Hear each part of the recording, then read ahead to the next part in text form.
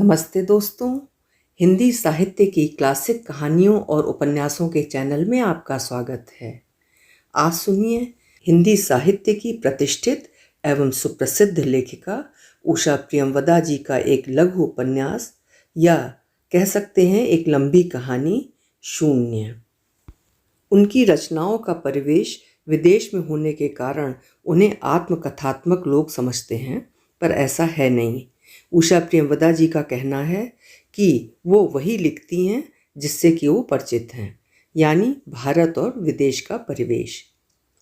तो शुरू करते हैं उनकी एक लंबी कहानी या कह दीजिए लघु उपन्यास, शून्य। जब वो अपने शहर में पहुंचा तो रात के 11:15 बज रहे थे। शीतलहर आई हुई थी और तापमान 25 डिग्री जीरो के नीचे था।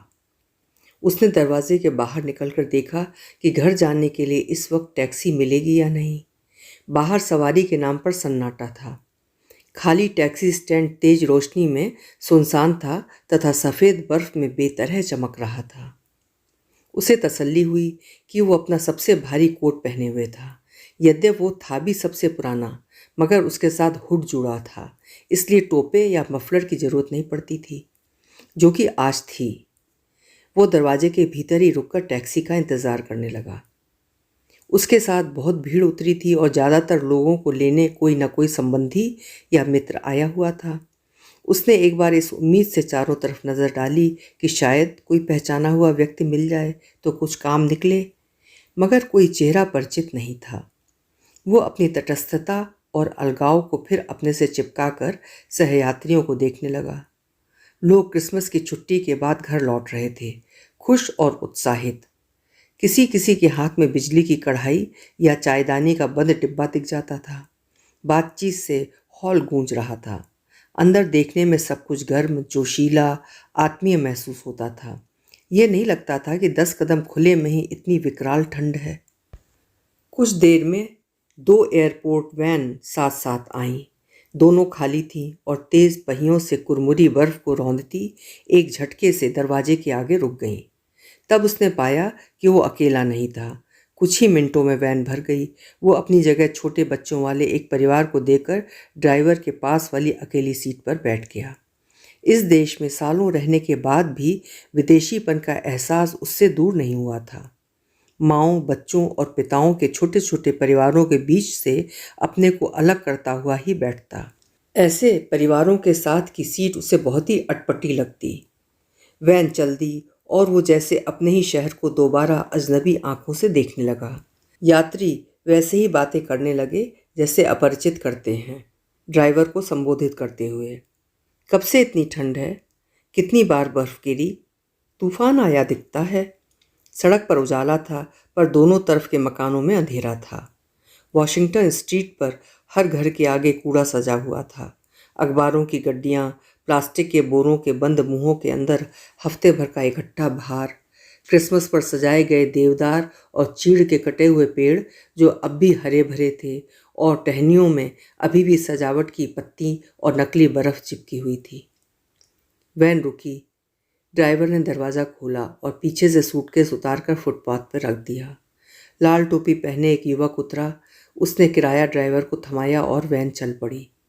अभी 7 यात्री और उतारने थे और वो समझ गया कि उसकी बारी बहुत बाद में आएगी।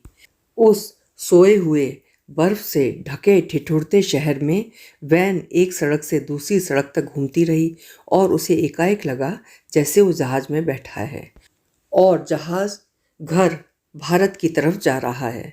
उसके मन में बहुत उतावली है कि यात्रा जल्दी से जल्दी समाप्त हो और वो दौड़ कर उतरे। कस्टम वगैरह से भागता हुआ निकल कर वो बाबूजी की चारपाई के पास जाकर खड़ा हो जाए और कहे, बाबूजी मैं आ गया। बाबूजी उसे आंखें खोलकर देखें, उनके चेहरे पर चमक आए और वे कहें, अच्छा किया आ गया। वैन का पहिया खड्ड में जाकर उछला और उसने झटका खाकर आंखें खोल दी। पाया कि वे विश्वविद्यालय के परिसर के पास से गुजर रहे हैं और उसका घर आने ही वाला है। उसके घर के आगे की सड़क बहुत चौड़ी थी, क्योंकि कोने पर ही बच्चों का स्कूल था और तरह तरह की सवारियां आया जाया करती थीं। घर वैसे ही खड़ा था जैसे कि वो छोड़कर गया था। अंदर अंधेरा घुप और बाहर एक बत्ती जो शाम को अपने आप जल जाती थी और सुबह अपने आप बुझ जाती थी। उसने देखा कि आमने सामने बर्फ के ढूह थे, पर सड़क के दरवाजे तक का रास्ता साफ था। झाड़ियों पर 1.5 फीट बर्फ जमी थी, पर पेड़ों की शाखाएं एकदम नंगी और खाली थीं। तेज हवा ने उन पर एक कतरा भी नहीं टिकने दिया था। ड्राइवर को उसने 10 का नोट पकड़ा दिया।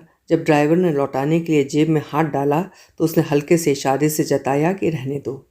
ड्राइवर के धन्यवाद को सुने बिना वो दरवाजे की ओर चल पड़ा। दरवाज़ा खोलकर सूटकेस अंदर किया और गलियारे की बत्ती जला दी। वो भूल गया था कि वो घर से बहुत जल्दी से निकला था। कमरे में वैसी ही बेतरतीबी थी जो कि शुक्रवार तक घर में आ जाती थी। सोफे पर उसका तकिया और कंबल पड़े थे। मेज़ से नीचे ढुलक कर गिरी पत्रिकाएं और कागज़, गुजराती सीखिए, पृष्ठ 23 पर खुली हुई। एक मोजा भी वहीं पड़ा था जिसे वो बराबर सूटकेस में ढूंढता रहा था। कमरे में बेतरतीबी थी, धूल थी और हड़बड़ी में निकलने के चिन्ह। उसने एक बार फिर चारों तरफ देखा, जैसे यत्न से जुगाड़ की हुई चीज़ों से कुछ पाना चाहता है। उसकी दृष्टि हाथी दांत की राम लक्ष्मण सीता की मूर्तियों पर रुक गई, जो बाबूजी ने बहुत साल पहले उसे किसी के हाथ भेजी थी।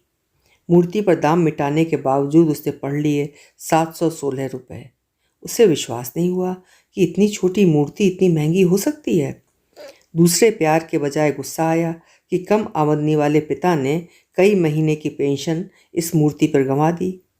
कमरे में और भी चीज़ें थीं, उससे कहीं ज़्यादा महंगी, मगर उसे इस वक्त किसी भी चीज़ से सुकून नहीं मिला। उसने रसोई में जाकर फ्रिज खोला। उसमें दूध की 1/3 बोतल थी, फफूंदी लगा दही था और मुरझाई हुई गाजरें। माँ एक बार उसके पास कुछ दिनों के लिए आई थीं तो उसका खाली फ्रिज देखकर चकित रह गई। कई दिन तक कहती रही थीं कि कनाडा में उनकी अपनी बेटी कितनी संपन्न और समृद्ध है। टमाटर खा खा कर वो खुद भी टमाटर जैसी लाल हो गई है। उसका फ्रिज हमेशा फलों, मटर, पनीर, दही बड़ों और गुलाब जामुनों से भरा रहता है। वो चुपचाप सुनता रहा था। होश में उसने हमेशा इन्हीं माँ को देखा और माँ समझा। ये तो बाद में पता चला कि ये दूसरी माँ है, पर ये सौतेली माँ की तरह व्यवहार नहीं करती थी। हालांकि और साथियों की माँ की तरह व्यवहार नहीं करती थी और कभी बेसन के लड्डू या मछली बना नाश्ता करने का आग्रह भी नहीं किया। वे न कभी हंसती थीं, न गुनगुनाती थीं, न उनके चेहरे पर कभी कोई त्योरी ही चढ़ी दिखी थी। वे चुपचाप निष्प्रह भाव से घर का काम करती रहती। बच्चों की कमीज में टूटा बटन लगाना या सर्दी में सबके लिए नए और उधड़े ऊन के स्वेटर बुनना। अक्सर वे अपनी साड़ियों में खोपे भरती भी दिखाई देती, जैसे जिंदगी से न उन्होंने कुछ मांगा था, न पाने की चाह ही की थी। रोज सुबह काफ़ी पानी डालकर अरहर की दाल, भिंडी की सूखी तरकारी और रोटी ठीक 9 बजे तैयार करके दोनों भाइयों और बाबूजी के सामने रख देती। शाम को खूब गाढ़ी चाय और रात के खाने में मूंग की दाल और आलू की तरकारी। हर इतवार वे सिर्फ कढ़ी और चावल बनाती थीं। जाड़ों के मौसम में जब आंगन में लौकी की बेल पनप जाती थी तो भिंडी का स्थान लौकी ले लेती। बाबूजी उन दोनों को लेकर स्कूल चले जाते, जहां उम्र के साथ बढ़ते बढ़ते वे वाइस प्रिंसिपल हो गए थे। प्रिंसिपल होने की आकांक्षा लिए लिए ही वे रिटायर हो गए। जब उनके घर बेटी हुई तो दोनों भाइयों के साथ साथ बाबूजी भी ऐसे अचकचाते हुए और ऐसे झेपे हुए लगे जैसे कि वे समझ ही नहीं पा रहे हैं कि इस उम्र में नई संतान कैसे अपनाएं। माँ तो पूरे समय घर में ही रहती थी, ऐसी शर्माई हुई जैसे नई दुल्हन। मगर लता के होने के बाद उनमें परिवर्तन जरूर आया था। बरामदे में बैठकर उसकी घंटों मालिश करती, नहलाती, उसके बाल संवारती, बड़े होने पर उसकी चुटिया गूंथती। भाइयों से कम 8 साल छोटी लता उन्हें हमेशा तंग करती रहती। कभी पेंसिल लेकर भाग जाती, कभी किताबें कॉपियाँ फाड़ डालती। उसका बस्ता गड़बड़ करना लता का प्रिय काम था। वो हरदम लता से परेशान रहता और हर बार माँ कहती, दे दो ना, छोटी बहन है। जब लता की शादी तय होने पर लड़के ने विदेश जाने का किराया मांगा तो माँ ने बाबूजी से छिपाकर उसे ही चिट्ठी लिखी। लड़के को इंजीनियरिंग पढ़ने के लिए स्कॉलरशिप मिल गई है, पर वो जाने का खर्च चाहता है। तुम तो जानते ही हो यहाँ के हालात। पास में जो कुछ है शादी में निकल जाएगा। तुम भी तंगी में ही हो, मगर कहीं से कुछ प्रबंध कर दो, छोटी बहन की ज़िंदगी बन जाएगी। तब उसने बैंक से लोन लेकर लता और अविनाश के लिए टिकट भेज दिए थे। बहुत बाद में बाबूजी को पता चला था तो उन्होंने कहा था, खुश रहो बेटा, तुम्हारी माँ की बहुत इच्छा थी कि लता सुखी रहे। लता ने पुत्र जन्म पर माँ को भारत से कामकाज में मदद के लिए बुलाया था। वो तब भी लता के पास नहीं जा पाया था। माँ ही काफ़ी दिन बाद उसके पास आई थीं और जाने से पहले उसके फ्रिज में भी ढेर सारा खाना बनाकर रख गई थीं। उस खाने में भी उनके हाथ की बनी हुई पतली अरहर की दाल का स्वाद था, वही थोड़ा अधकच्चा, थोड़ा जला हुआ। उनके आने से पहले भी उसके खाली फ्रिज में पानी की बोतलें ही थीं और जाने के कुछ दिन बाद फिर वही पानी की बोतलें। तब उसे ख्याल क्यों नहीं आया कि पूछे, माँ तुम्हें कुछ चाहिए? तुम कुछ खरीदना चाहती हो? कुछ साथ ले जाना चाहती हो? बाबूजी को कुछ चाहिए? ये ले लो, शॉपिंग के काम आएंगे। पर उनकी बातों से लगा जैसे लता अपने घर का सब कुछ उनके साथ बांध देगी। वो कभी माँ और बाबूजी की आधुनिक मशीनों के साथ कल्पना नहीं कर पाया। घर के ठीक पिछवाड़े दूध वाले रहते थे और जब दूसरे लोग दूध दुहाने आते तो बाल्टी में बचा खुचा कभी कम कभी ज़्यादा दूध उनके घर भी आ जाता। दूध वाले के मूर्ख बेटे को बाबूजी ने ही सिर मार मार कर 10वीं पास करवाया था। अब वो किसी शहर में सरकारी नौकरी करता था। माँ उसी दूध में घर भर की चाय जुटाती थी। अगर कभी ज़्यादा आ जाता तो दही जमा देती। किसी मेहमान के आने पर ही उसे चप्पलें पहनकर नुक्कड़ वाले हलवाई से दूध लाना पड़ता था। पैसे बाद में आ जाएंगे। अब याद करने से लगता है कि कभी ऐसा नहीं हुआ कि महीने के शुरू में कभी कहा गया हो कि ये पैसे भीकम हलवाई को दे आना। उस शहर में खास तौर से आसपास के मोहल्लों में कोई ऐसा ना था जिसके बच्चों ने बाबूजी से मुफ्त ना पढ़ा हो। जनवरी से ही बाहर बरांडे में भीड़ लगने लगती थी। नबी दूध वाले, भीकम हलवाई, मैकी दाई, कुत्ते वाली महाराजन, सभी के बच्चे रट्टा लगाने और इम्तिहान पास करने के लिए घर के आगे जमा रहते।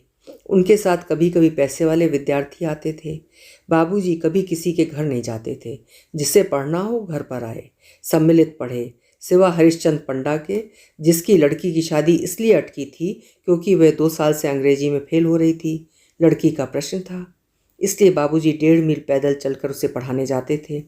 बाबूजी के पढ़ाने पर ही वो लुढ़क लुढ़क कर पास हो गई और ढेर सी मिठाई लेकर सारा परिवार बाबूजी के पास उपस्थित हुआ था।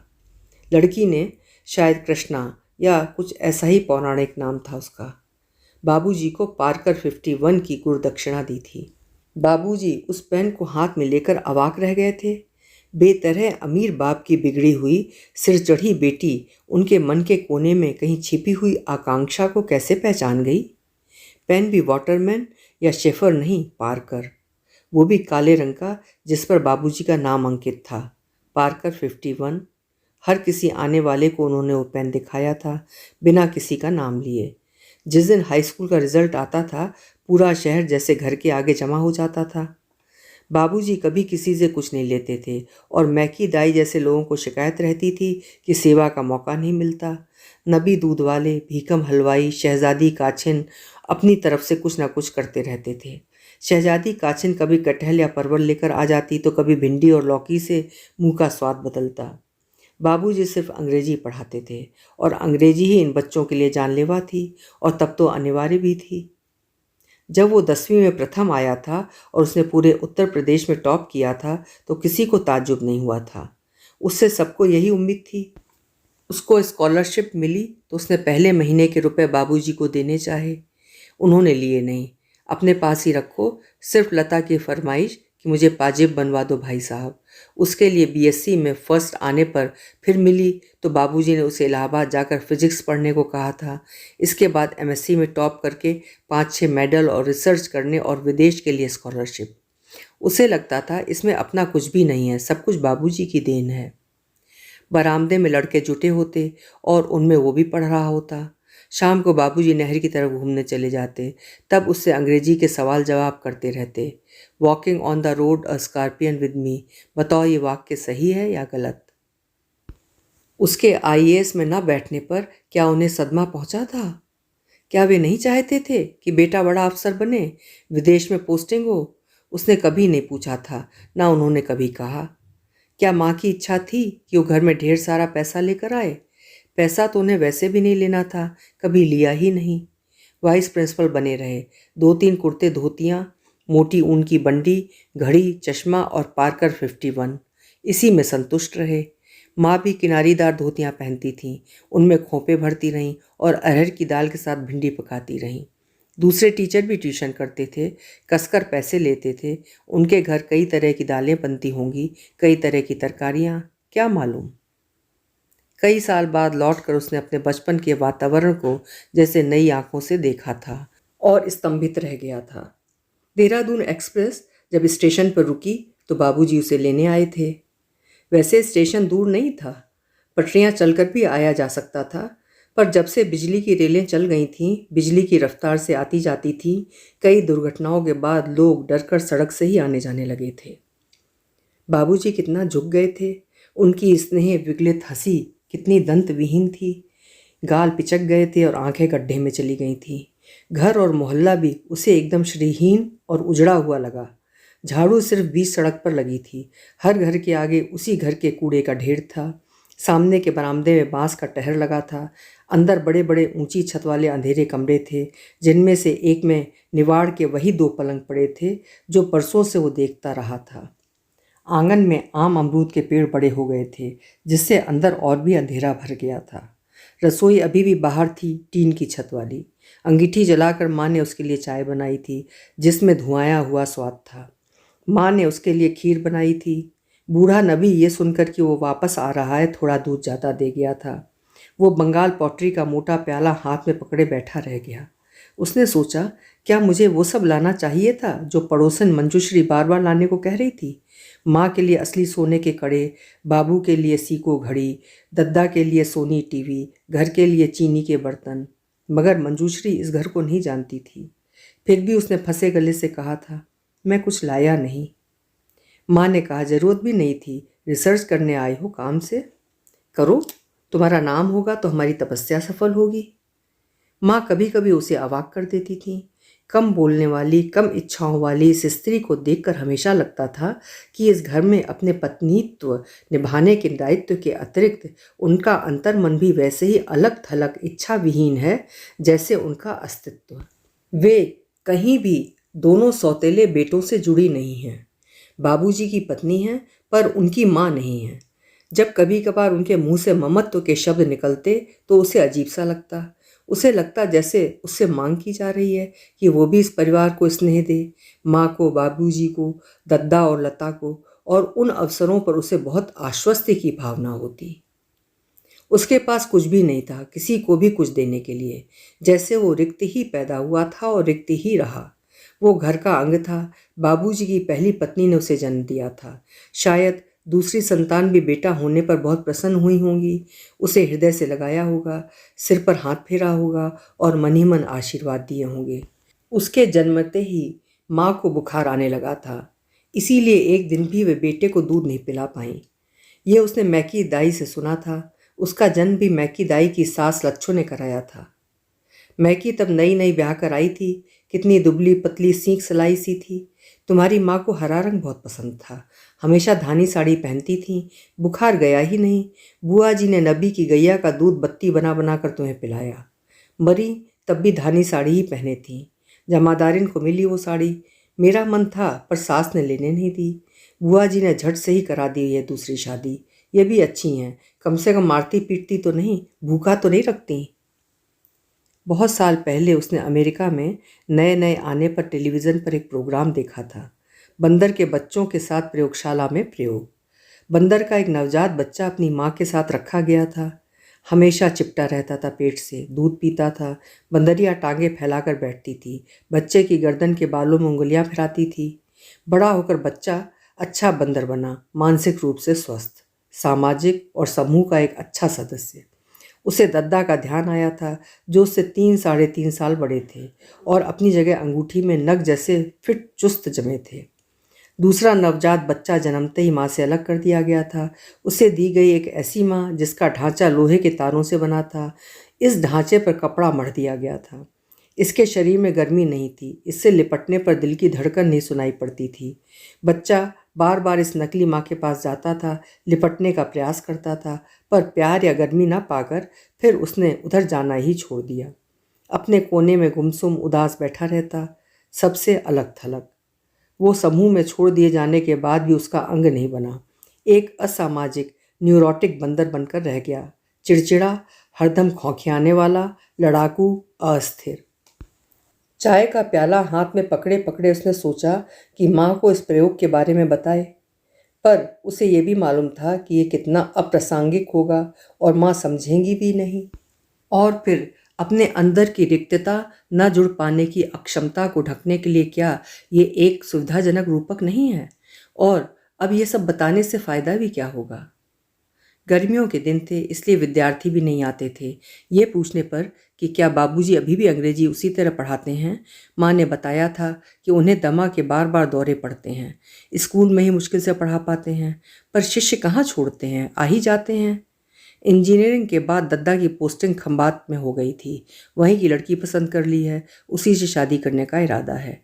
बाबूजी ने लिख दिया है कि हम लोगों को कोई आपत्ति नहीं है, मगर वे दोनों इतनी लंबी यात्रा नहीं कर पाएंगे। 3 दिन 2 रातें लगती हैं खंबात पहुंचने में, उन्होंने कुछ रुक रुक कर बाद में बताया था।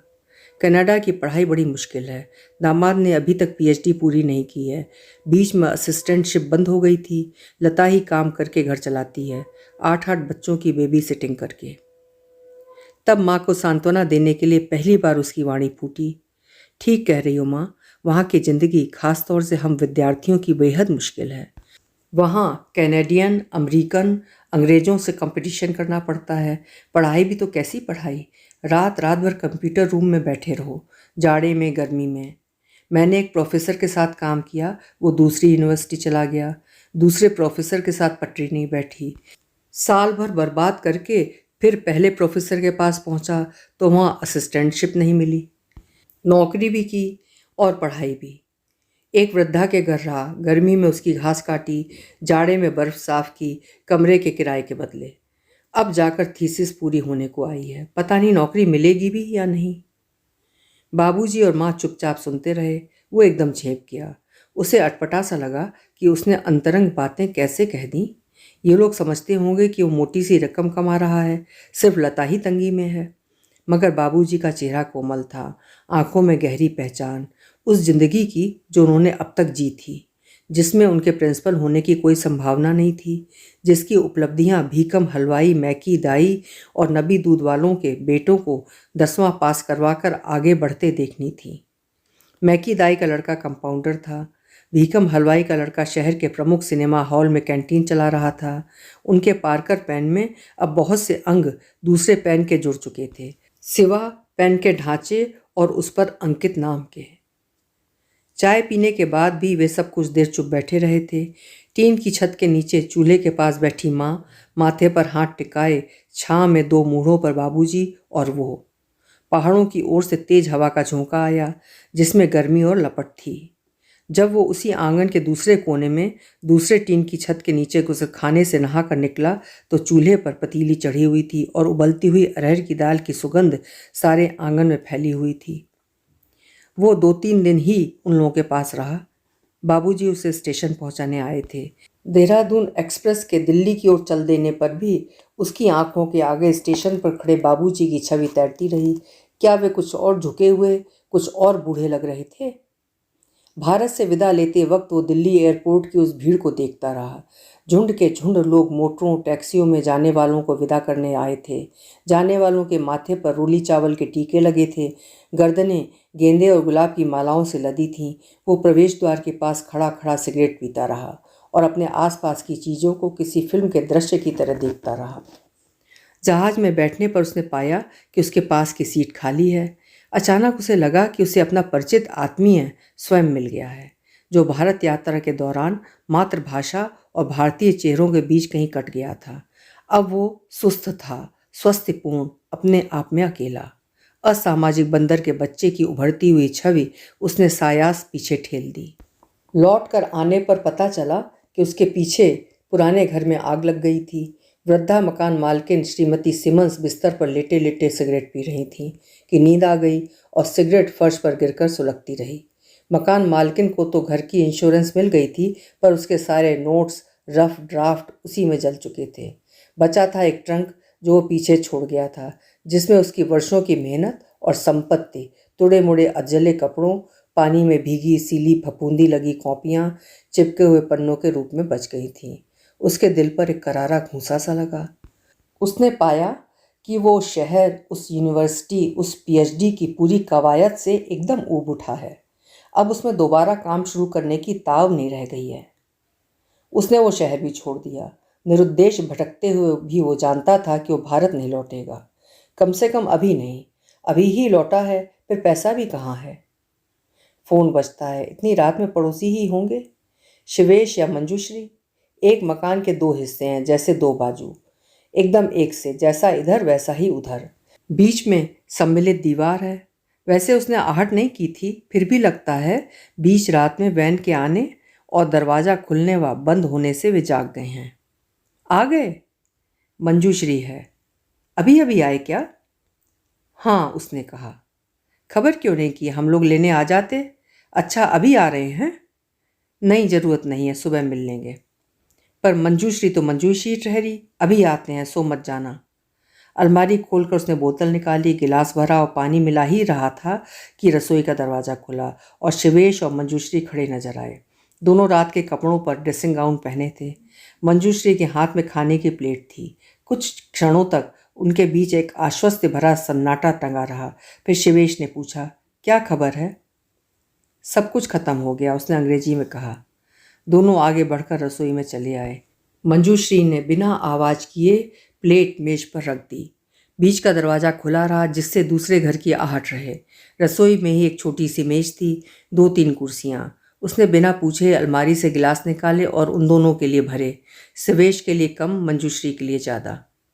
तुम मिल तो लिए होगे, तुम्हारी बात हो गई? मंजूश्री ने पूछा। मैं देर से पहुंचा, कुछ घंटे बाद। देखने को तो मिले ही, शिवेश ने कहा। हाँ, मिले। तुम बात करना चाहोगे इस विषय में? नहीं, देर हो गई है, तुम दोनों जाकर सो जाओ, मैं भी सोऊंगा। वो अभी तैयार नहीं है, कम से कम बाबूजी की मौत के बारे में। वो इधर उधर दुनिया भर की फालतू बातें सोचेगा, मगर सीधी आंख वो अपने अंदर से या इस घटना से साक्षात्कार करने को राजी नहीं है। वो इसी मेज पर कोहनी टिकाए बैठा रहेगा और उजाला होने तक बैठा ही रहेगा, क्योंकि आंखें बंद करने से जो दृश्य सामने आता है उसको वो सह नहीं पाएगा। यद्यपि वो क्षण वो रोज रोज बार बार जी चुका है। वो शिवेश और मंजूश्री को वापस लौटते देखता रहा। मंजूश्री ने उधर से दरवाज़ा बंद कर लिया। अब वो फिर अकेला था। मेज पर 3 गिलास थे, 2 अनछुए। एक प्लेट थी खाने की, घी लगी 3-4 ठंडी रोटियां, गोभी मटर की तरकारी और ऐंठे हुए चावल। मंजूश्री का बनाया खाना गर्म भले ही खाया जा सके, पर ठंडा खाना तो फेंकने के ही काबिल होता है। सुबह आकर झगड़ा करेगी। कई महीने भटकने के बाद वो शिवेश के पास आ टिका था। शिवेश उन दोनों डेयरी साइंस में पोस्ट डॉक्टरेट रिसर्च कर रहे थे। मुफ्त के अंडे, मुर्गियां और दूध मिलता था। एक बड़े से घर में रहते थे और रोज़ शाम तफरीहन खाना पकाते थे। घर उनके विभाग के प्रोफेसर का था, जो साल भर के लिए छुट्टी पर बैंकॉक गया हुआ था और देखभाल के लिए शिवेश को घर छोड़ गया था।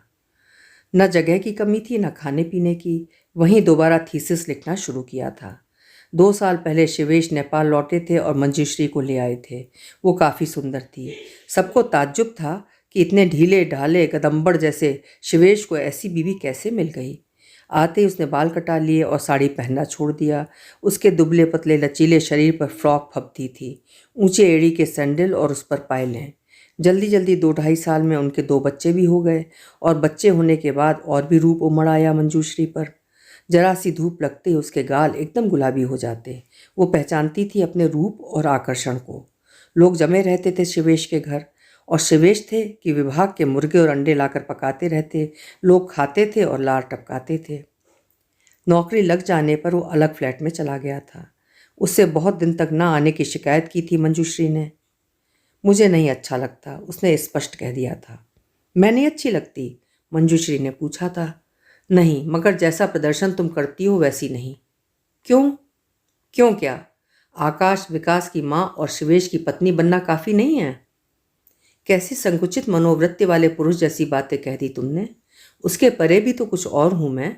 एक स्त्री जिंदगी के वाक्य की कर्ता भी तो होती है, केवल कर्म ही नहीं। इतनी असुरक्षित हो कि अपने अहम को संभालने के लिए पूरा जमघट चाहिए। तुम्हें जलन हो रही है? मंजूश्री ने कुछ खुशी और कुछ ताज्जुब से कहा था। अगर जिंदगी के वाक्य का कर्ता ही बनना है तो कुछ करो, गढ़ो अपने को, संवारो अपने व्यक्तित्व को, सिर्फ वहों को ही नहीं। कितनी कड़वी जबान है तुम्हारी। मंजूश्री का उतर गया दुखी चेहरा देखकर उसे अपने पर ग्लानि हुई। दूसरे की खूबसूरत बीवी को त्रास देने की इच्छा क्यों उठी? उसने अपने मंतव्य को टटोलते हुए पाया। क्या सचमुच कहीं चाह दबी पड़ी है मंजूश्री और खूबसूरत स्त्री को बाहों में पकड़कर भींच देने की? वो अन्यथा नहीं लेगी, उसे मालूम है। पर शिवेश, उसके पुराने सहज प्रवृत्ति के दोस्त? मंजूश्री थी कि टुकुर टुकुर देखे ही जा रही थी। आई एम सॉरी, मैं तो कह रहा था कि इधर उधर फालतू बातों में उलझे रहने के बजाय कुछ उपयोग करो अपनी बुद्धि का। फिर वो हंस दिया। विद्यार्थियों की तरह लेक्चर दे रहा हूँ, अब जाओ, मेरी क्लास का समय हो रहा है। मंजूश्री कुछ देर खड़ी रही, अनमनी सी, अपने हाथ फैलाकर कहा, हम मित्र हैं, है ना? मंजूश्री ने अपना हाथ उसके हाथ पर रख दिया। हाँ। मंजूश्री के लैब से चले जाने के बाद वो कई दिनों तक मंजूश्री के साथ हुई बातों के बारे में सोचता रहा। अगर मंजूश्री को सजकर शिवेश की मित्र मंडली के बीच बैठना और हंसी ठट्टा अच्छा लगता है तो इसमें उसे क्या आपत्ति होती है? अगर वो कपड़े जरा ज़्यादा ही कसे पहनती है तो शिवेश को कुछ कहना चाहिए। मंजूश्री को अच्छा लगता है, ज़रूरत बेज़रूरत वो उसकी लैब में आ जाती है। उसे चाहिए क्या? पति पुत्र सभी तो हैं। कितनों ने उसका नाम अपनी मर्दानगी से जोड़कर डींगे हाँकी हैं। शायद उसे एक मित्र चाहिए जो निष्पक्ष और तटस्थ हो, जो उसके स्त्री होने का लाभ ना उठाए, जो दोस्त के घर सेंध नहीं लगाए। उसे मंजूश्री शुरू से अच्छी लगी। वैसी चंचलता और नखरेबाजी उसने कम ही देखी थी। शिवेश और मंजूश्री के साथ बैठकर समय अच्छा कट जाता था, पर आकर्षण आकर्षण बिल्कुल भी नहीं था। मंजूश्री क्या, शादी ब्याह प्रेम या अफेयर की इच्छा मन में नहीं उठी। कभी कोई लड़की उसे उतनी अच्छी लगी ही नहीं कि घूमा फिरा जाए अपना अमूल्य समय नष्ट करके। अभी भी लड़कियां इर्द गिर्द मंडराती थीं, विशेषकर नई आई हुई, पर मंजूश्री उन्हें देर सबेर आगाह कर ही देती थी। क्यों समय खराब कर रही हो इनकी आशा में? इन्हें सिर्फ अपने कंप्यूटर से प्यार है, वही इनके दिल का सम्राट है और लैब इनका राजमहल। कंप्यूटरों के साथ काम करते करते दिल भी वैसा ही रूखा हो गया है। कभी किसी दिन हंस देते हैं तो उस दिन धूप निकल आती है, वरना इनकी ज़िंदगी में तो हमेशा बर्फ ही पड़ी रहती है। शायद वो ठीक कहती हैं, किसी भी स्त्री से वो जोड़ नहीं पाएगा। कुछ अंदर महसूस ही नहीं होता, न बहन न प्रिया। लता के सालों कनाडा में रहने के बावजूद ना वो कभी मिला था, ना कोई संपर्क ही रखा। वो बहन थी, फिर भी उसे लगता था कि उसका कोई नहीं है। शिवेश और मंजूश्री के प्रति वो आभारी था। जब उसका कहीं कोई संबल या सहारा नहीं था, उन्होंने अपने घर रखा, खिलाया पिलाया। छोटी सी तनख्वाह में उसे भी अपने परिवार का सदस्य बना लिया था। आकाश विकास को डांट पड़ती रहती थी कि वे अंकल के काम में बाधा न डालें। उसे थीसिस समाप्त करते ही अपनी ही यूनिवर्सिटी में एस्ट्रोफिजिक्स विभाग में नौकरी मिल गई थी। तब भी शिवेश या मंजूश्री को जलन नहीं हुई थी। तुम डरते हो, मंजूश्री ने एक बार कहा था। तुम डरते हो क्योंकि तुम्हें ऐसा लगता है जैसे माँ छोड़कर चली गई वैसे ही वो भी न चली जाए। बहुत मनोविज्ञान पढ़ लिया है। कहाँ? काठमांडू विश्वविद्यालय में, उसने ताना देते हुए कहा था। उड़ा दो हंसी में मेरी बात। ये तो तुम पुरुषों का स्वभाव ही होता है, किसी स्त्री की सीरियस बात पर ध्यान न देना। मगर मेरी एनालिसिस सही है, तुम किसी से स्नेह कर ही नहीं सकते। तुम्हारे मन में इतना क्रोध, इतना क्षोभ भरा हुआ है स्त्रियों के प्रति, क्योंकि तुम बालपन में माँ के ना होने के दुख से उबरे ही नहीं। तभी तो जब बात करते हो जली कटी। शिवेश ने कहा था, छोड़ो भी इस बात को, क्यों तुम दोनों झगड़ते ही रहते हो? मंजूश्री जरा सोचकर बोला करो। यह सच था कि मंजूश्री के पास रूप भी था, बुद्धि भी, परंतु पढ़ाई कहीं बीच में ही छूट जाने के कारण उसके आगे कम विकल्प बचे थे। वो कुछ करना चाहती थी और बार बार उससे सलाह लेने उसके लैब में आने लगी थी। वो रिसेप्शनिस्ट, सेल्स गर्ल्स के आगे कुछ बनना चाहती थी, जैसे उसके मन में आकांक्षा जाग उठी थी कि वो भी कुछ करे। अखबार में एक विज्ञापन पढ़कर कि जमीन जायदाद बेचने वाले सदस्यों का संघ 2 अल्पसंख्यकों को $1000 की स्कॉलरशिप देगा ट्रेनिंग के लिए। उसने अखबार मंजूश्री के आगे रख दिया था। मंजूश्री को स्कॉलरशिप तो नहीं मिली, मगर एक संस्था ने ट्रेनिंग पूरी करने पर उसे नौकरी देने का वचन दिया, 6% कमीशन पर। पढ़ाई पूरी करते ही मंजूश्री बदलने लगी। घोड़े की पूंछ जैसे बाल, रंग बिरंगे क्लिप चिमटियाँ गायब हो गईं, नए स्टाइल के बाल बने, मेकअप कम हुआ, पायलें उतरी, क्रीम कलर का जैकेट स्कर्ट पहन और ब्रीफकेस लेकर वो नौकरी पर जाने लगी। पर कई महीनों की दौड़ धूप के बाद भी वह एक मकान नहीं बेच पाई। फिर जब उसकी नज़र में ये मकान पड़ा तो उसने ठान ही लिया कि ये तो बेचना ही है। मकान नया था, 2 जुड़वां हिस्सों में बटा हुआ था, दोनों तरफ 3-3 कमरे, बैठक, रसोई, 2 बाथरूम। वो उसके पीछे ही पड़ गई कि अगर वो मकान का एक यूनिट ले ले तो दूसरा यूनिट जैसे भी होगा वे लोग ले लेंगे, कमीशन भी नहीं देना पड़ेगा। वो अपने रिकॉर्ड पर दिखलाना चाहती है कि उसने एक घर बेचा है।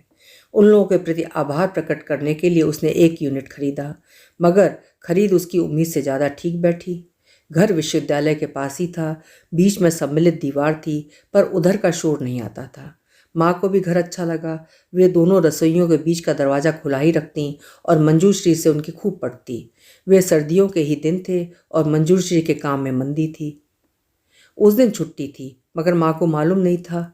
वे नहा धोकर निकली तो घर में सन्नाटा पाकर सोचा होगा कि वो रोज की तरह 7:45 बजे निकल गया होगा, पर वो अपने कंप्यूटर वाले कमरे में काम कर रहा था। उसका ध्यान टूटा मंजूश्री और माँ की बातचीत से। मंजूश्री कह रही थी, मामा ने शहर ले जाकर होटल में लगवा दिया। काठमांडू का सबसे बड़ा होटल है, वहीं काम करने लगी। ये आकर वहीं ठहरे। मामा ने मेरी मर्जी तो पूछी ही नहीं, बस कर दी शादी।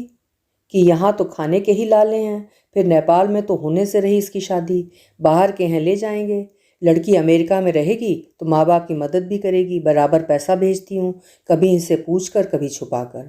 मुझे बिल्कुल नहीं पसंद थे, उम्र में बड़े फिर स्मार्ट भी नहीं। होटल में एक से एक स्मार्ट लड़के आकर ठहरते थे।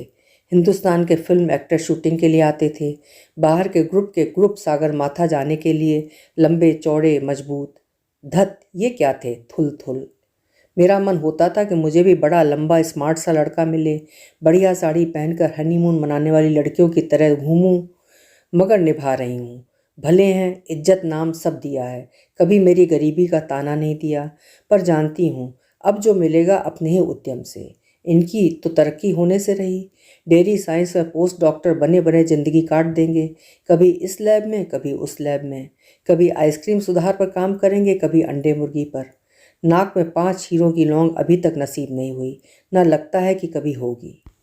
माँ ने कहा, लीटर लीटर दूध गटकने को कहती है लता, कहती रहती है अंगूर खाओ, पिस्ता बादाम खाओ, है भी कितना यहाँ। हर चीज़ देखकर ही मन भर जाता है। वहाँ प्याज लहसुन तक में आग लगी हुई है। लता ले गई साड़ियाँ दिलाने, मैंने बहुत मना किया, मानी ही नहीं। बोली, तुम्हें रंग बिरंगी प्रिंट की साड़ी पहने देखकर अच्छा लगता है, रोज़ देखते हैं हम लोग, जाने क्या क्या। धूप किनारे, अनकही, बुनियाद के भी 16 भाग देखे। नए टेप अभी आए नहीं थे, वहाँ तो घर में गैस तक नहीं है, टीवी की तो बात दूर रही। 6 बहनों में सबसे छोटी थी मैं। माँ बाप बहनों की शादी करते करते थक गए थे। स्कूल के मास्टर, शरीफ आदमी, इज्जत है ठीक से रखेंगे। पहली के 2 बच्चे हैं तो क्या पल जाएंगे। मुझे बच्चा पालना क्या आता था, फिर भी सभी को अपना लिया, फ़र्ज समझकर करती रही। हंसी ठट्टे या फालतू बातों के लिए टाइम ही कहाँ था, जैसे हंसना भूल ही गई। लता बार बार कहती है कि तुम दोनों आ जाओ, आराम से रहो, हम दोनों ही कामकाजी हैं, घर में रहो, बच्चे को देखो। अकेला ही देवता है, पर लता के बाबूजी कभी तैयार नहीं होंगे आने को। अपने शहर गंगा जी के किनारे से कितना जुड़े हैं, चप्पे चप्पे पर पुराने शिष्य हैं। बेतरह मान है इनका, कितनी मुश्किलों से खंबात गए हैं, वो भी लता के ख्याल से। इतनी उम्र में पहला बच्चा होने वाला था, बहुत घबरा रही थी बेटी।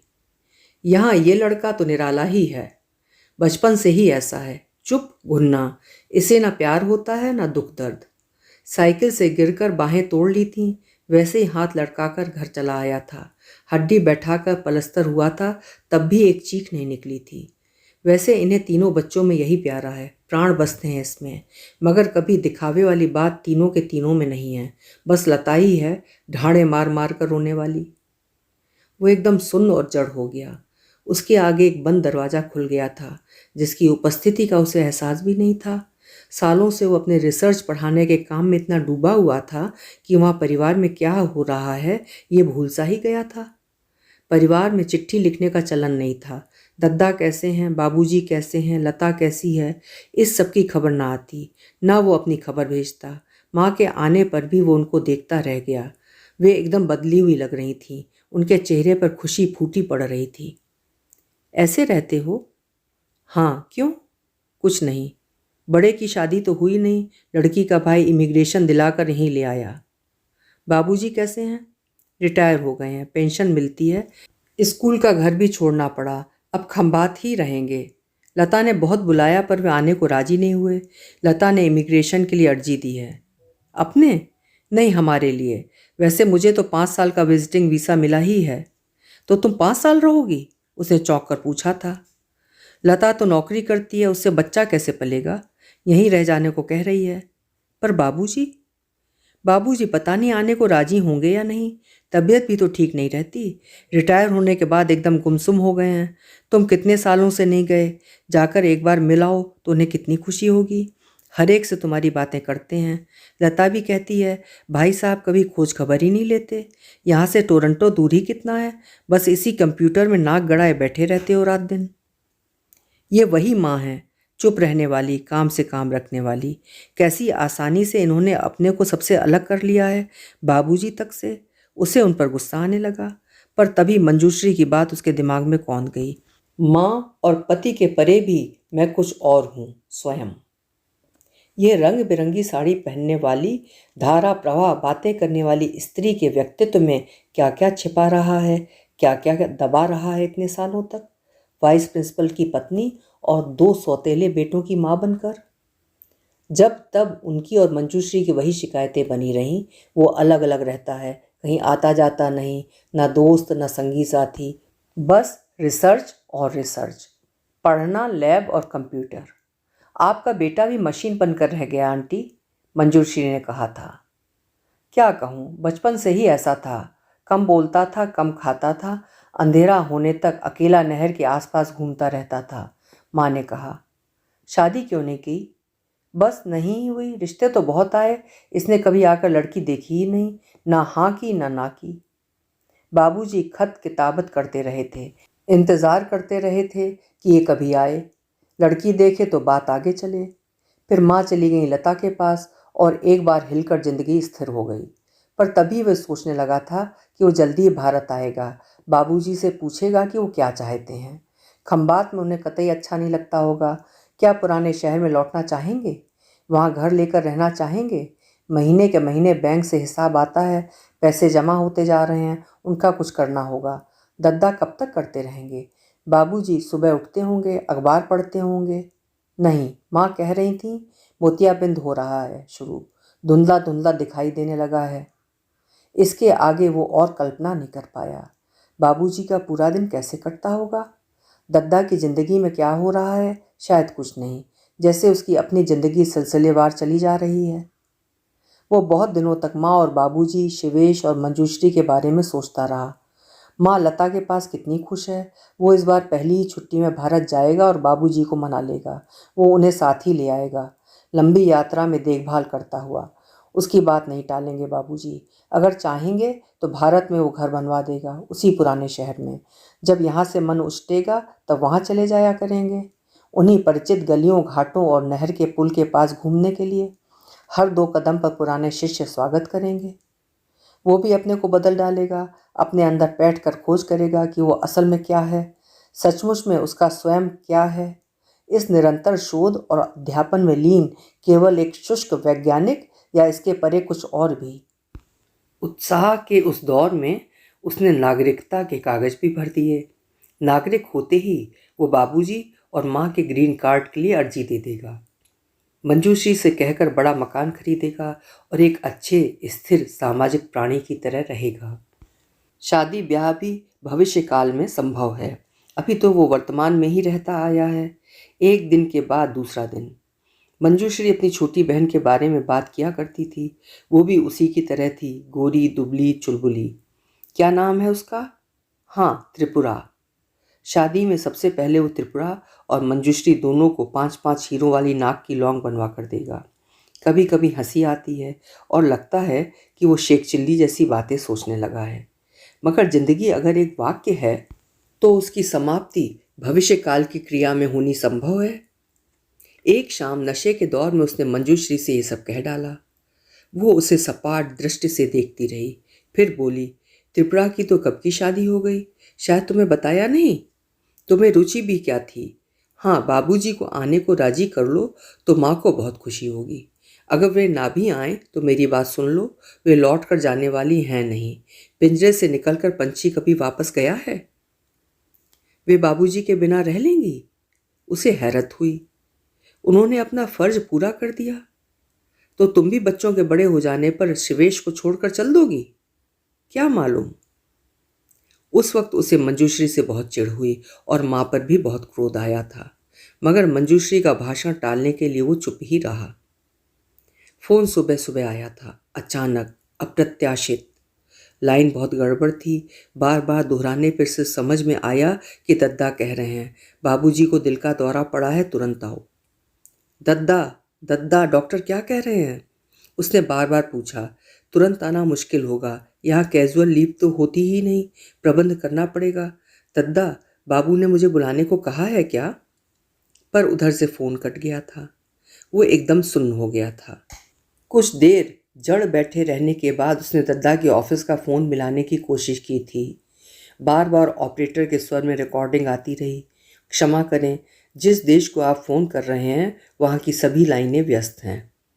घड़ी पर नज़र जाते ही वो चौंक पड़ा था। समय बहुत कम था। अगर जहाज़ पकड़ना था तो घर से तुरंत निकलना होगा। उसे कुछ भी याद नहीं है। शिवेश ने कैसे उसके टिकट का प्रबंध कराया, मंजूश्री ने कैसे उसका सूटकेस तैयार किया। मंजूश्री को ही ध्यान आया था, पता नहीं माँ को खबर हुई है या नहीं। उसने अपने घर से फ़ोन किया और आकर बताया, लता कह रही है तुम टोरंटो जाते हुए माँ को लेते हुए जाओ। उसने झुंझा कर कहा था, उसमें 12 घंटे और खप जाएंगे। मैं अब जा रहा हूँ। लता से कहो वही इंतज़ाम करे। मैं जा रहा हूँ टोक्यो होता हुआ और वे जाएंगी लंदन होती हुई। वे भी टोक्यो से होकर जा सकती हैं ना? शिवेश ने उसे डांटा था। तुम बीच में मामला उलझाओ मत, इसे निकलने दो। सैन फ्रांसिस्को पर 2 घंटे रुकना पड़ा। वो बार बार फ़ोन मिलाता रहा और बार बार रिकॉर्डिंग जवाब देती रही, सारी लाइनें व्यस्त हैं, क्षमा कीजिए। 16 घंटे टोक्यो तक, उसके आगे कितने घंटे बम्बई तक, उसे याद नहीं रहा। वो जहाज़ के पिछले हिस्से में अपनी सीट पर बैठा सिगरेट पर सिगरेट पीता रहा, पूरा का पूरा जैसे अधर में लटका हुआ, एक प्रतीक्षा में। यात्रा के अंत में क्या मिलेगा, इसी में उलझा हुआ। बाबूजी जरूर सुधर रहे होंगे। आजकल चिकित्सा शास्त्र कितना बढ़ गया है। डॉक्टर्स लोगों को मौत के मुंह से निकाल लाते हैं। वो बाबूजी के पास बैठकर उन्हें अंगूर खिलाएगा, उनसे कितनी बातें करेगा जो कभी नहीं की। कभी नहीं बता पाया कि गर्मी के दिनों में झुटपुटे में नहर के पास उनके साथ घूमना उसको कितना अच्छा लगता था। जो भी बन सका आपके त्याग और आदर्शों की वजह से बाबूजी।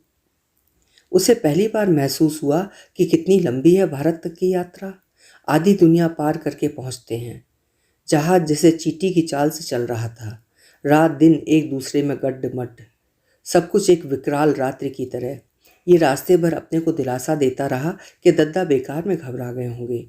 बाबूजी ने कह दिया होगा कि खबर कर दो, वो इतने सालों से आया भी नहीं है ना। बीमारी में मन वैसे भी छोटा हो जाता है। दिल के दौरे भी कई तरह के होते हैं, हल्का दौरा ही होगा। डॉक्टर का क्या जाता है, कह दिया होगा बुला लो, तीमारदारी में मदद मिलेगी। माँ को भी गए 1.5 साल तो होने को ही आया।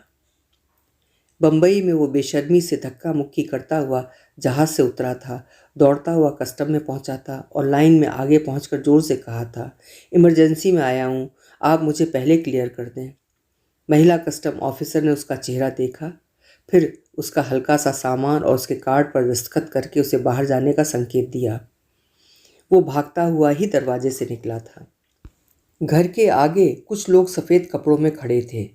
ऑटो से उतरते हुए उसने देखा कि मुर्दाघर की गाड़ी भी एक किनारे खड़ी हुई थी। वो एकदम शिथिल पड़ गया। खाली नज़रों से उसने आसपास के लोगों को देखा, उनमें भी एक भी चेहरा पहचान का नहीं था। तभी दद्दा बरामदे से निकले और उसे कंधे से लिपटाकर जोर से रो पड़े थे। दद्दा कम रोते थे, कभी कभार ही। अब भी एक उबाल के बाद शांत हो गए। बरामदे में ही जमीन पर बाबूजी एक सफ़ेद चादर से ढके हुए थे, अकेले। कोई और कमरे में नहीं था, सिवाय एक पंडित के जो होठों में कुछ बुदबुदाते हुए कोई ग्रंथ पढ़ रहे थे। उसने चादर उठा के बाबूजी का मुंह देखा था। उनके कानों, नाक और मुंह में रुई ठोसी हुई थी। एक झटका सा खाकर उसने चादर हाथ से छोड़ दी थी। लगा था जैसे सीने के अंदर तड़ तड़ करके कुछ टूट रहा है। जबड़े कसते हुए एक गहरी पीड़ा की रुलाई उसके अंदर से उठी थी, अंदर के सारे अंग मरोड़ती ऐंठती हुई। पर उससे रोया नहीं गया। चादर से बाबूजी का मुंह ढककर वो वहीं बैठ गया। दद्दा भी पास आकर बैठ गए। आंखें पोंछते हुए उन्होंने पूछा, माँ कब पहुँचेंगी? और अब रखा भी नहीं जा सकता, वैसे भी 24 घंटे से ऊपर हो गए हैं, क्या किया जाए? सफ़ेद चादर से आपाद मस्तक ढके बाबूजी क्या सुन रहे हैं उनकी बातचीत? क्या उन्हें मालूम पड़ गया है कि वो उल्टे सीधे किसी तरह उन तक पहुंच गया है? कितनी बातें वो मन ही मन उनसे कर रहा है। लोग कह रहे हैं कि अब क्रियाकर्म हो ही जाना चाहिए, तुम भी आ गए हो। ये सब कैसे हुआ? उसने पूछा था। अचानक ही, कुछ पता ही नहीं चला, सोए के सोए रह गए। नौकर जब चाय देने गया तो उसने देखा। डॉक्टर से कहा, रात में दिल का दौरा पड़ा, उन्हें कोई तकलीफ नहीं हुई होगी। तुम्हें फ़ोन किया तो फ़ोन पर पूरी बात मुंह से निकल नहीं पाई। बाबूजी के सारे अंग, हाथ पैर सब अकड़े हुए हैं। इतने कड़े कि कैंची से कुर्ता काट कर नया कुर्ता शरीर पर डाला गया है। वो बैठा बैठा देख रहा है, पर जैसे वो कहीं दूर चला गया है। गंगा की नहर के पास सड़क पर चलते हुए बिच्छू ने मुझे काट लिया। बताओ ये इंग्लिश में सही है या गलत? बाबूजी उससे पूछते हैं। लकड़ी के पुल पर पानी चढ़ाया है। एक हाथ से धोती ऊपर उठाकर और दूसरे हाथ से कसकर उसका हाथ पकड़कर नहर पार कराते हुए पूछ रहे हैं, सड़क पर चलते हुए। वो अंतिम बार उनके पैर छूता है, एकदम ठंडे, सफ़ेद, रक्तहीन। माँ तीसरे दिन पहुंची, रंगीन छापे की साड़ी में रोती बिलखती। सुनसान घर देखकर छाती पीटने लगी। अरे नालायकों, तुमने मेरा इंतज़ार भी नहीं किया। अरे चांडालों, तुमने आखिरी बार मुंह भी नहीं देखने दिया। दोनों भाई सिर झुकाए बैठे रहे। उनके मन में ढेर सी क्रूरता भर उठी। और पियो गटर गटर लीटर भर दूध, अंगूर खाओ, वीसीआर पर बुनियाद देखो और लता के बेटे के पोतड़े धो। उसी में तुम्हें सुख मिलता था ना, जो बाबूजी को खंबात ठेल कर तुम साल भर से ऊपर टोरंटो रह गई थी। उसने होंठ भींच लिए। दद्दा ने कहा था, माँ ऐसा मत सोचो, और रखना मुश्किल था, तुम्हें तुरंत ही खबर दे दी थी। एकदम ऐसे कैसे हो गया? न बुखार न बीमारी, माँ ने रोते रोते कहा था। उनकी देखभाल ठीक से नहीं हुई होगी। नौकर के हाथ का खाना खाकर उनकी हालत बिगड़ गई। मेरे साथ गए होते तो ऐसा नहीं होता। उन्हें लीटर लीटर भर दूध नहीं पिलवा पाए दद्दा, उसके मुंह से निकल गया। माँ और भी जोर से रोईं। ऊपर से ताने देते हो, पेट काट काट कर पढ़ाया लिखाया, तुमने क्या किया माँ बाप के लिए? अपनी पासबुक ही भरते रहे। सौतेला आखिर सौतेला ही होता है। दद्दा ने उसे धकिया कर कमरे से बाहर कर दिया था और माँ को समझाने बुझाने लगे थे। अकेले रहते रहते दद्दा एकदम और ताना व्यवहार करने लगे हैं। माँ रोती और विलाप करती, उसे रह रह कर क्रोध आता। हर चीज़ पर, हर एक पर, अपने पर, माँ पर। आगे क्या होगा? माँ कहाँ रहेंगी? क्या करें? दद्दा बार बार उससे पूछते, पर उसके पास कोई जवाब नहीं था। उसके दिल पर एक भारी सा बोझ था। उसे माँ के बिलखने और दद्दा की इतनी जल्दी सहज हो जाने पर ईर्ष्या होती थी। वो ऐसा क्यों नहीं कर पा रहा है? वो बाहर बैठा अकेले सिगरेट पीता रहता था। उसके मन में बार बार बर्फ से घिरे शांत, निस्तब्ध अपने घर का चित्र उभरता रहा था। मन बोझिल था कि उसने बाबूजी के लिए कुछ नहीं किया। एक पारकर पेन तक खरीद कर नहीं दिया। जैसे उसे स्वयं किसी चीज़ की इच्छा, कामना, आकांक्षा नहीं थी। क्या किसी को भी नहीं थी? बाबूजी के शांति हवन वाली रात ही वो चल पड़ा था। माँ दरवाजे तक आई थीं। वे रह रह कर रोती थीं। उसे ताज्जुब होता कि माँ इतने आंसू इतने साल तक कहाँ समेटे रहीं। उसने झुककर माँ के पैर छुए थे। माँ ने कुछ कहा जो कि हिचकियों में उलझ कर रह गया। दद्दा स्टेशन तक आए। दोनों चुप रहे। गाड़ी चलने पर भी वे प्लेटफॉर्म पर खड़े रहे, पर यह देहरादून एक्सप्रेस नहीं थी। अकेले रसोई में बैठे उसे लगा जैसे गड्ढ-मड्ढ जिंदगी अपनी जगह पर आ गई है। यही है उसका घर, जमीन, जड़ें। अकेलापन ही उसका साथी, जिसमें उसे कभी अकेला महसूस नहीं होता। सन्नाटे में सिर्फ घड़ी की टिक टिक थी, इसके अलावा कोई आवाज़ नहीं। बाहर हाड़ गलाने वाली सर्दी और बर्फ, अंदर अकेला वो और घड़ी की टिक टिक। बत्ती बुझाकर वो कमरे में आ गया। कमरा गर्म रहता है। वो जूते मोजे उतार कर पूरे कपड़े पहने पहने ही कंबल के ऊपर लेट गया। उसे मालूम था कि समयांतर के कारण नींद अभी नहीं आएगी। सारा शरीर भारतीय समय के अनुसार काम कर रहा था, जहाँ अभी दिन होगा। दद्दा के फ्लैट के पीछे तार पर अम्मा की साड़ी सूख रही होगी। वे ऑफिस गए होंगे। अम्मा उसी खाट पर लेटी होंगी जहाँ बाबूजी लेटा करते थे। वो सोचने लगा, यही अंत है, एकदम फाइनल। इति। वैज्ञानिक दिमाग ने भी कभी परलोक पुनर्जन्म पर विश्वास नहीं किया। शारीरिक मृत्यु ही अंत है, जीवन की इति। उसके बाद अंधेरा ही है और शांति, अनंत शांति, चाहे जलाओ या बहाओ या दफन करो। विद्युत दाहगृह के आंगन में चटक धूप थी। सामने उद्यान था जिसमें 4-5 रंगों के बोगनवेलिया पूरे उभार पर थे। गुलाबी, बैंगनी, नारंगी, सफ़ेद। गुलाबों की महक से हवा बोझिल थी। छोटी छोटी क्यारियों में गेंदे फूल रहे थे। दाहगृह में इतने रंग, गंध और सजावट। लंबे गलियारे में सीमेंट के कई प्लेटफॉर्म बने हुए थे जिन पर सिंदूर आदि की स्थायी चिकनाहट और रंग बस गए से लग रहे थे। बाबूजी को भी गाड़ी से उतारकर एक प्लेटफॉर्म पर लेटा दिया गया था। वो पैताने खड़ा था और एकटक बाबूजी के मुंह को देखता रहा था, एकदम शांत, सौम्य और कोमल। दद्दा पंडित के आदेशानुसार सब कुछ करते जा रहे थे। ये माथे पर लगाइए, चंदन की लकड़ी रखिए, मुंह में गंगा जल डालिए। बाबूजी के चेहरे से नज़र हटाकर उसने दूसरी तरफ देखा था तो बोगनवेलिया का झाड़ नजर आया। खुली धूप और नीले आकाश के नीचे बैंगनी छोटे छोटे फूलों से भरी शाखाएं ही शाखाएं। हॉस्टल से साइकिल पर साइंस में और कॉलेज की क्लासों में जाते हुए बोगनवेलिया ही दिखाई देते थे। कितना अच्छा लगता था इलाहाबाद उन रंगों में। पर इस वक्त वो रंग आंखों में चुभ रहा था। वो नीचे देखने लगा था जहाँ कुछ खाली दोने और गुलाबों की टूटी फूटी मालाएं पड़ी थीं, एकदम ताज़ी। किसी के कफन का एक लाल टुकड़ा जो कि कीच में फंस गया था और हवा में फड़फड़ा रहा था। उसके बाद वो जैसे दृष्टिहीन हो गया था। झंझनाहट की तीखी आवाज़ से चौंक कर उसने आंखें खोली। प्लेटफॉर्म खाली था और किवाड़ बंद हो चुके थे। उनके पीछे कुछ नहीं देखा जा सकता था, सिर्फ सोचा जा सकता था, क्योंकि सोचने की सीमा अनंत है। घंटे भर रुकिए, तब तक अवशेष मिल जाएंगे, अधिकारी ने दद्दा से कहा था। वो बिना कुछ कहे छटपटा कर बाहर निकल आया था। गुलाबों, गेंदों और बोगनवेलिया के ऊपर एक धुआं सा तैरने लगा था, मांस जलने की गंध। वो सड़क पर भागने लगा था, मगर तब भी उससे रोया नहीं गया था।